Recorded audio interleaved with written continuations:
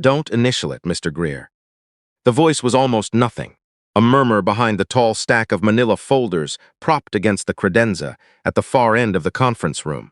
And August Greer very nearly missed it beneath the low whir of the climate system and the soft sound of his own dress shoes on the marble floor as he crossed toward the table.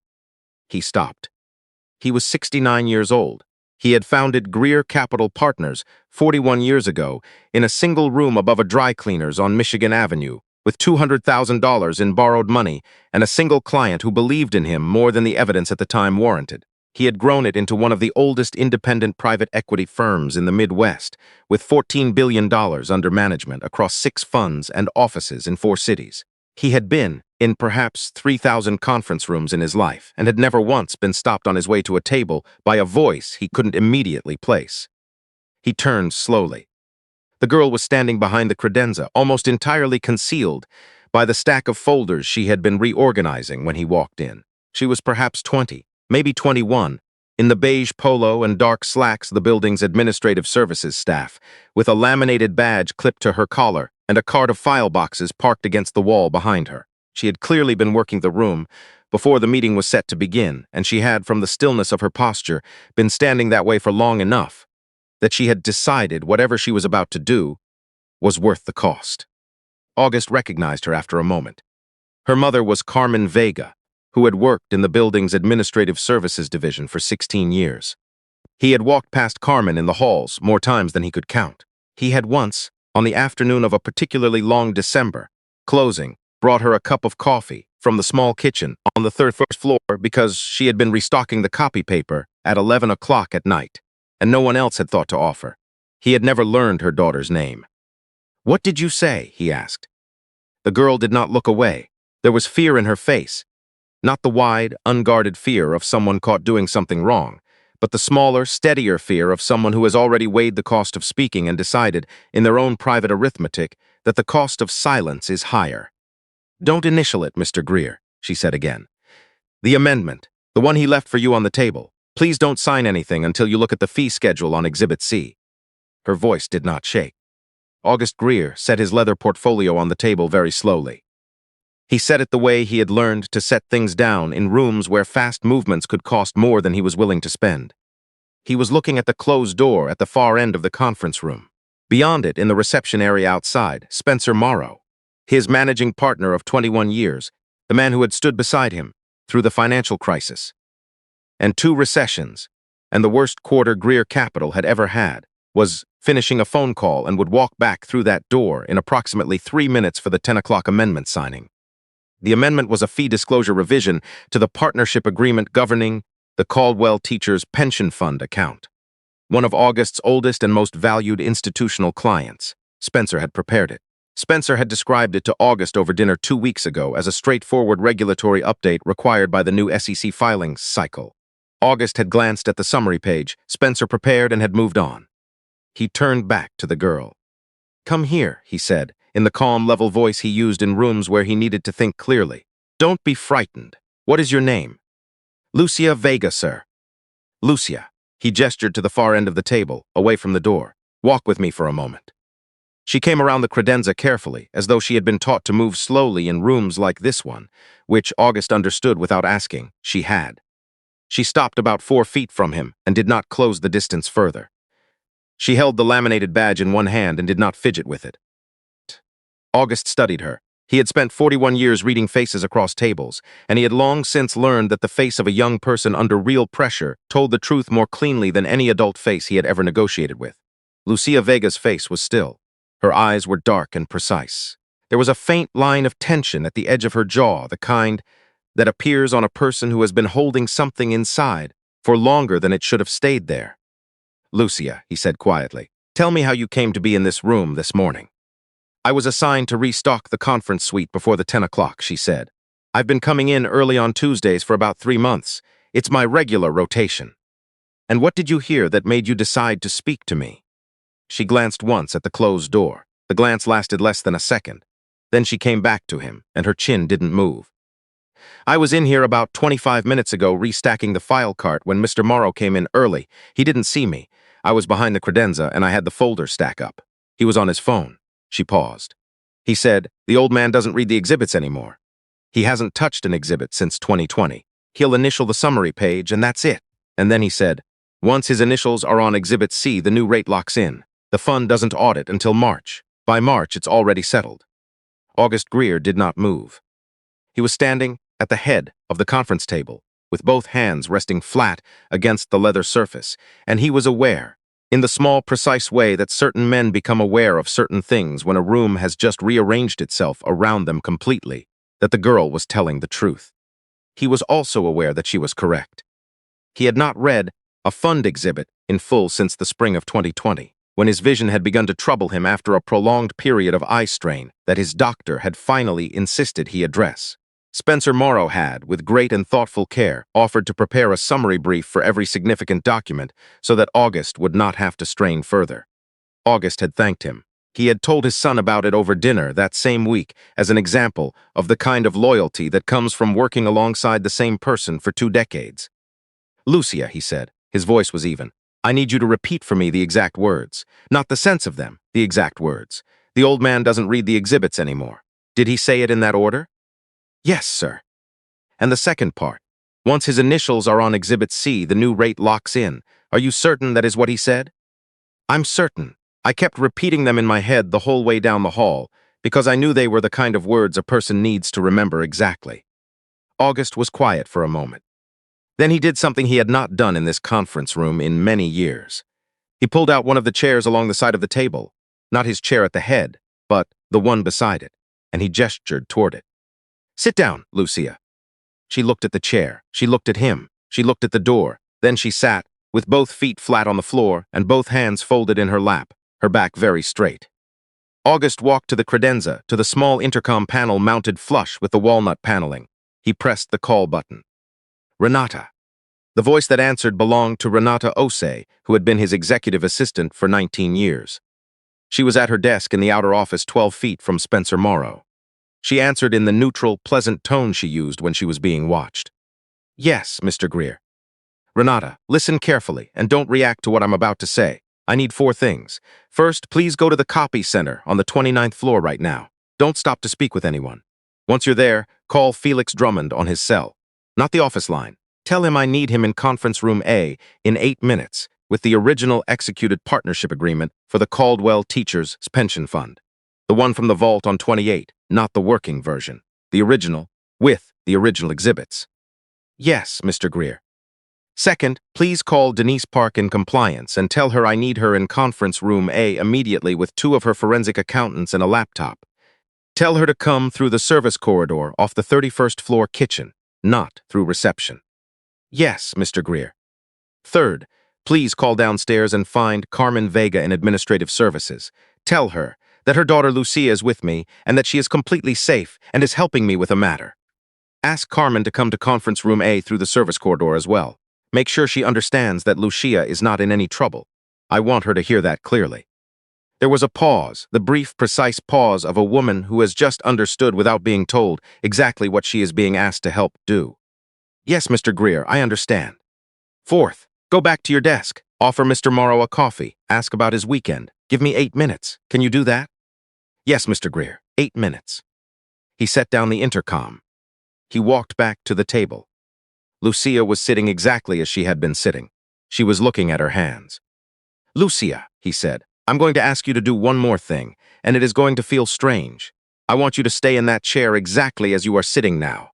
When the people come into this room through the side corridor, I want you to remain still. When Mr.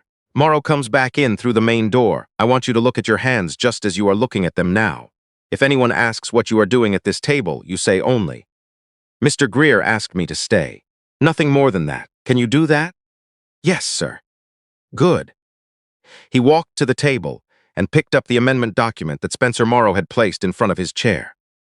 12 pages in the narrow column format that financial lawyers use when they want something to look thorough without being easy to follow. He drew his reading glasses from his inside pocket, the pair his son had given him at Christmas and that he had been carrying every day since, and he settled them on his nose. And he opened the document to Exhibit C. He read it once quickly, the way He had read exhibits for the last 5 years, which was to say with the practiced speed of a man who had trained himself to trust the summaries of the people he had chosen to trust. Then he read it again the way he had read documents in the years before he had learned to trust anyone at all. Exhibit C of the Fee Disclosure Amendment was, on its face, a standard schedule setting out the management fee structure for the Caldwell Teachers' Pension Fund. It ran to 3 pages of dense financial language. The fee rate set out on the schedule was 4.5% annually on committed capital. August had personally negotiated the fee structure for the Caldwell account 18 years ago. He remembered it in the precise way that he remembered all the numbers that mattered to him. The rate had been 1.5% on committed capital. It had been 1.5% for 18 years. It had been the first line of the fee schedule every time the document had been renewed. He read the number 4.5% 3 times. He held the document very still. He was aware, in the small and precise way that a man in his position becomes aware of certain things, that a number does not change itself. A fee rate in a fund document reviewed by a managing partner does not move from 1.5% to 4.5% without a hand behind it. And a hand that moves a fee rate by 3 percentage points on a $2 billion committed capital fund over the life of that fund is a hand that is arranged for approximately $60 million in additional management fees to flow somewhere they were never intended to go. He closed the amendment. He set it back in front of his chair at exactly the angle Spencer had left it. He aligned the pen beside it. He took one step back and looked at the arrangement, and he was asked that a man walking back in from the reception area would see nothing that suggested the document had been opened. Then he walked to the table where Lucia was sitting, and he rested one hand briefly on the back of the chair beside hers. "Lucia," he said quietly, "you may have just saved the retirement savings of a great many school teachers, somewhere close to $60 million. I want you to remember that number. I'm not going to explain it to you right now. I will explain it to you later, properly, over a meal in a room where no one will interrupt us. But I want you to hold that number." She looked up at him. She didn't smile. She was not. August was already beginning to understand, the kind of person who smiled at reassurance from someone she did not yet have reason to trust. "$60 million, she said. "That is correct." He walked back to the head of the table. He stood behind his chair. He had 5 minutes. He used the first 90 seconds to read Exhibit C one final time, looking not at the rate itself, but at the surrounding language, the calculation methodology, the notice provisions, the effective date. The effective date was listed as the date of execution. That meant the moment his initials went on Exhibit C, the 4.5% rate would be locked in retroactively to the beginning of the current calendar year. He used the next 90 seconds to think about Spencer Morrow. He thought about the fall of 2003, when Spencer had stayed through an entire weekend to restructure a failing portfolio company that would have otherwise collapsed and taken 3 other positions with it. He thought about the Christmas party of 2011, when Spencer had given a short speech about what it meant to work for a firm that still operated on a handshake. He thought about the spring of 2020, when Spencer had, with such genuine warmth, offered to take the exhibit review off August's hands so that August could rest his eyes. He used the final 2 minutes to prepare his face. The service corridor door opened first, silently, on hinges that had not been used for anything like this before. Renata Osei came through it first, with the measured, unhurried composure she had brought to every difficult morning in 19 years. Behind her walked Carmen Vega in the pale green uniform of the building's administrative services staff. Carmen saw her daughter at the conference table and stopped. She did not make a sound. She simply stopped in the doorway, and August watched pass across her face in the space of, perhaps, 3 seconds, the entire accumulated weight of 16 years of working in a building that could, on any given Tuesday morning, take everything from her without warning or recourse. Then she saw that her daughter's hands were folded calmly in her lap. She saw that Lucia's back was straight. She saw August Greer standing fine at the head of the table, with the quiet, watchful stillness of a man who was managing something carefully. Carmen Vega's shoulders dropped perhaps a quarter of an inch. "Carmen," August said quietly, "please come in and close the corridor door. Your daughter is not in any trouble. She has done something this morning that I am going to spend a significant amount of time in the coming weeks making sure you both understand the full significance of. Right now, I need you to stand beside her and trust me for the next 10 minutes without asking any questions. Can you do that?" Carmen looked at Lucia. Lucia looked at her mother and gave one small single nod, the nod of a daughter telling her mother across a room that she was safe. Carmen came in. She closed the door. Behind Renata came Denise Park, Greer Capital's head of compliance, a composed woman in her early 50s who had worked in financial oversight for 22 years and who had, in August observation, never once been rattled by anything she found in a fund file. She was carrying a slim silver laptop under one arm. Two younger people followed her, each with the alert-contained expression of professionals who had been told very little and had understood considerably more. "Denise," August said, "please come to the table. Bring the laptop. Your team can set up at the credenza. We have approximately 4 minutes." Denise crossed the room without a word. She sat. She opened the laptop and looked at him. "I need you to pull up the fee schedule on the Caldwell Teachers Pension Fund Partnership Agreement. The working version, the one circulating in the internal review system for the past month." Her fingers moved. The file opened. She turned the laptop toward him. "Exhibit C," August said. "The management fee rate. Please read it." Denise read. 4.5% annually on committed capital. "Now pull up the version of that same exhibit from 6 months ago." 12 seconds passed. Denise looked up. Her face did the thing that faces do when a person who has built their entire career on being difficult to surprise has just been surprised. 1.5%, she said. "When did the number change?" She pulled the audit trail. Her eyes moved across the screen. She was silent for a moment longer than August expected, which told him she was checking it twice. "Denise. 7:43 this morning," she said. The file was checked out and back in from Mr. Morrow's workstation. August nodded once. He had known, in the small and precise way that he had known certain things for the last 12 minutes, that she was going to say those words. He had needed to hear them anyway. There was a difference between what a man believed on the word of a 20-year-old file room coordinator and what a man had watched his own head of compliance read off a system audit trail.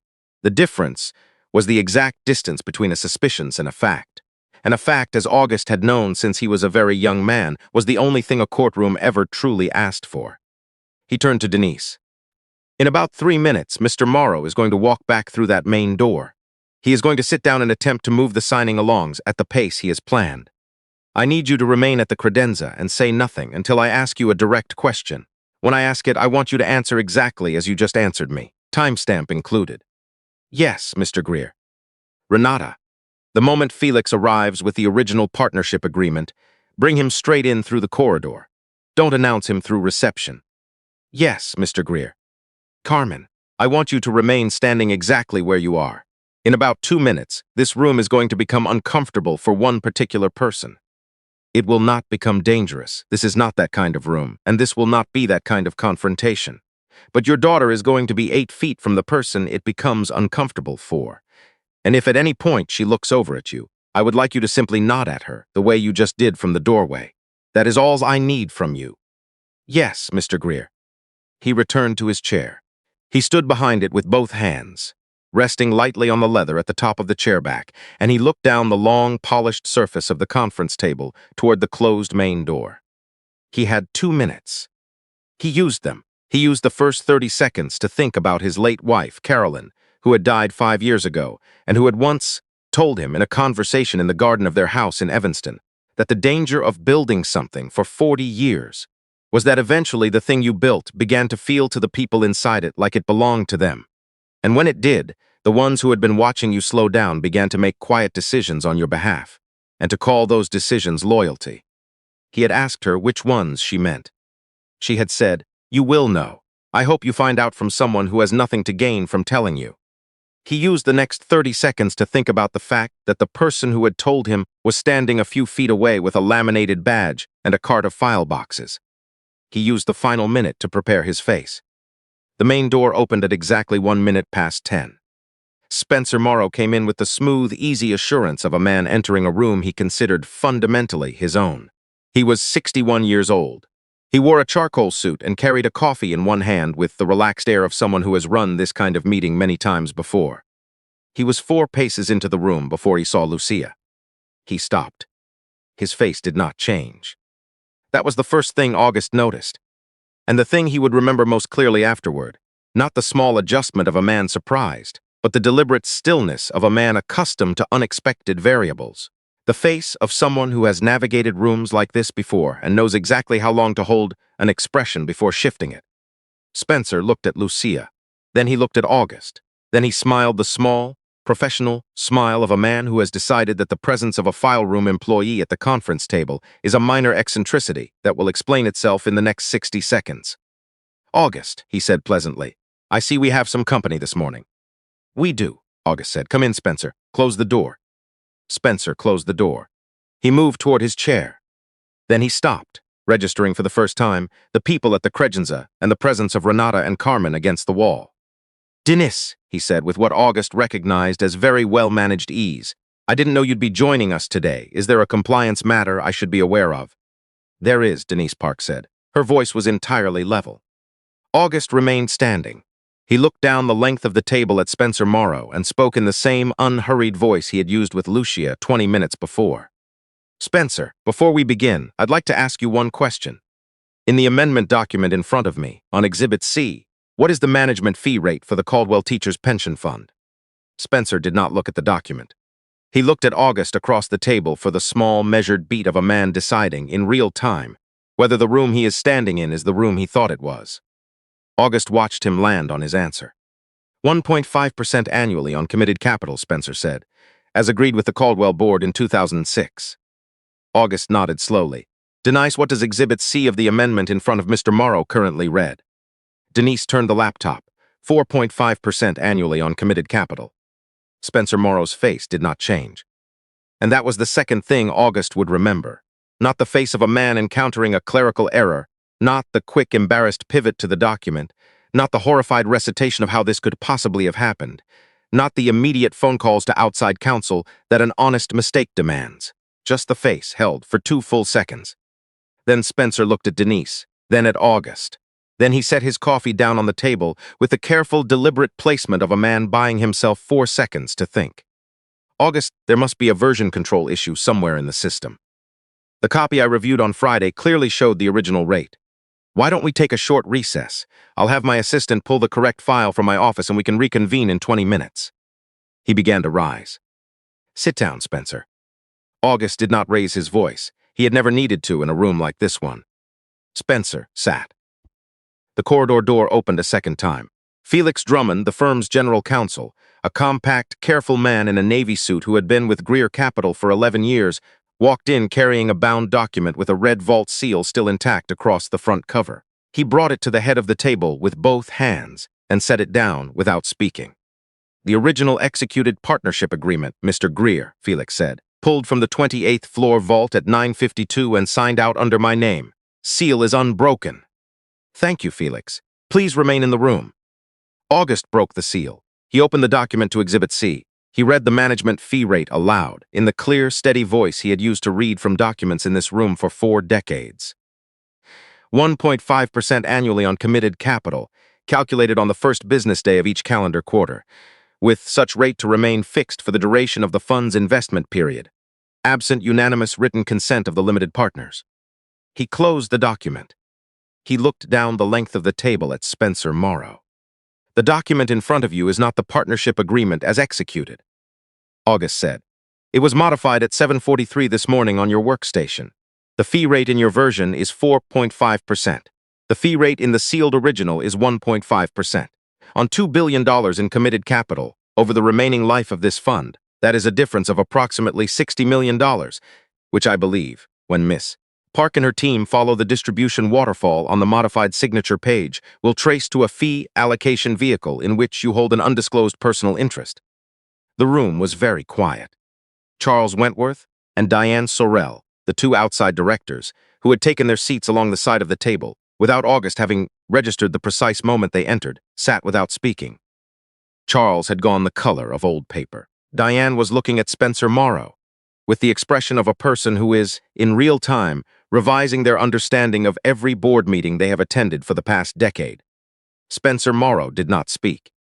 Lucia Vega was looking at her hands.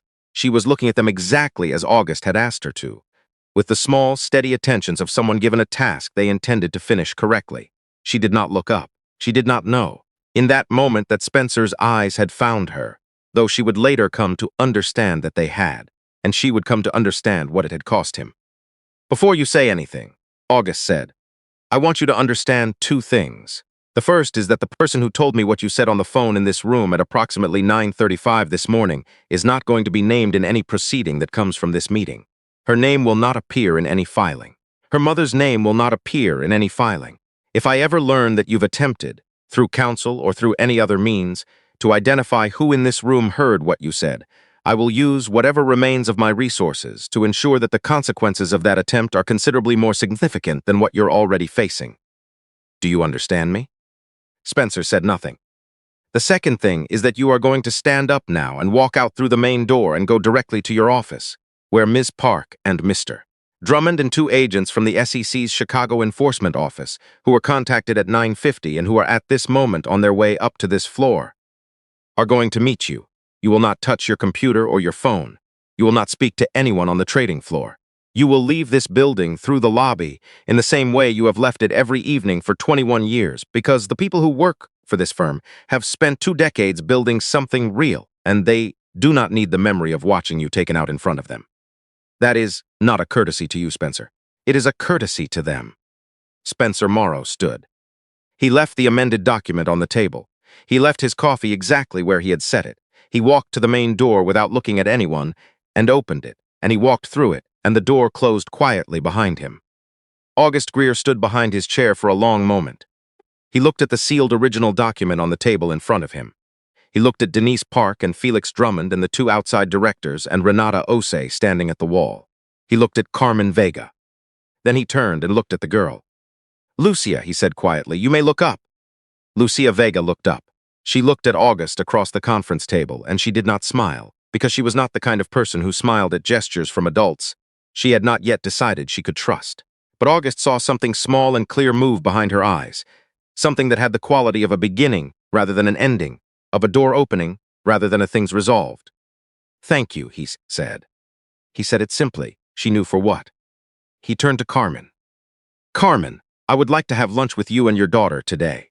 In the private dining room on the 33rd floor, once Miss Park and Felix and I have finished what this morning has created for us. Would that be acceptable?" Carmen looked at Lucia. "Yes, Mr. Greer," she said, "that would be acceptable." What followed moved with the patient, deliberate weight that only federal investigations and careful lawyers can bring to a matter that has been quietly building for years.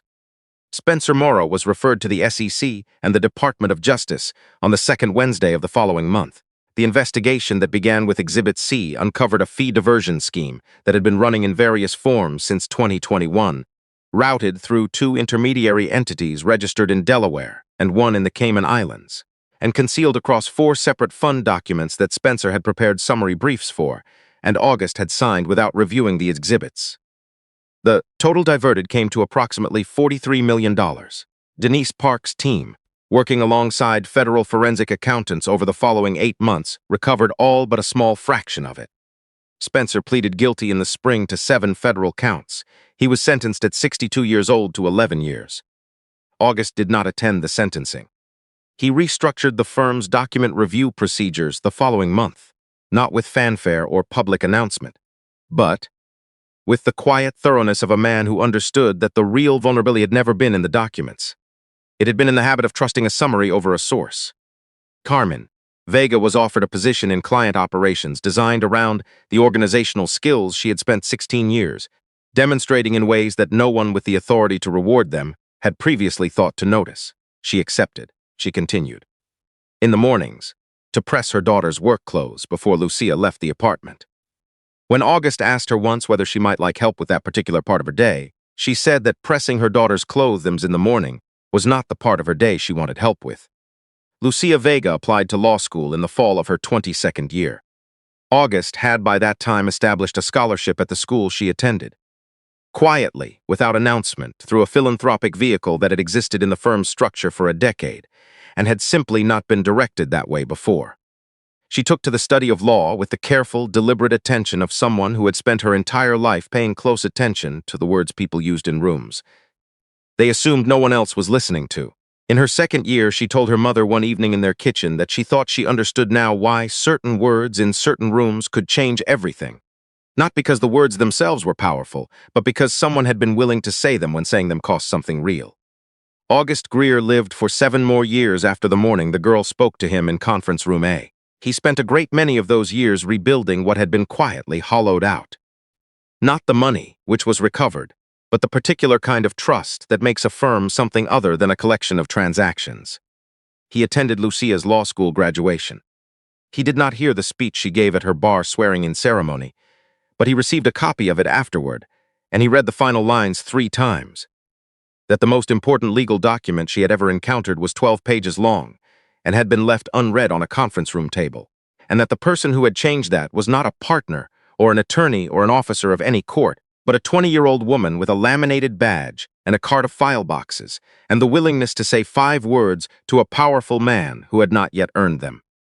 There are things we say about the great firms of the world. We say that the people at the heads of the long tables know what is happening in their rooms. We say that power protects itself, that institutions cannot be deceived inside the buildings that carry their founders' names. It is not true. The truth of those buildings is almost always known first by the people who restock the copy paper and wheel the file carts and move through the marble corridors in quiet shoes that no one hears. The people who see what the people at the table do not see.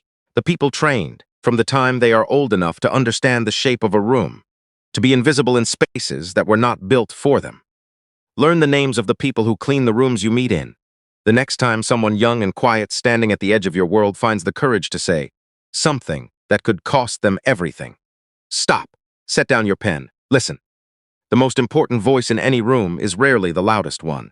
Sometimes all it takes to undo a wrong that has been building for years is 5 words, spoken softly, by someone who decided the truth was worth the price. If this story stayed with you, please like it and share it with someone who might need the reminder to listen to the quiet voices at the edges of their day. Subscribe so the next story finds you, and tell us in the comments, where are you watching from, and who in your own life has ever told you something true that cost them something to say?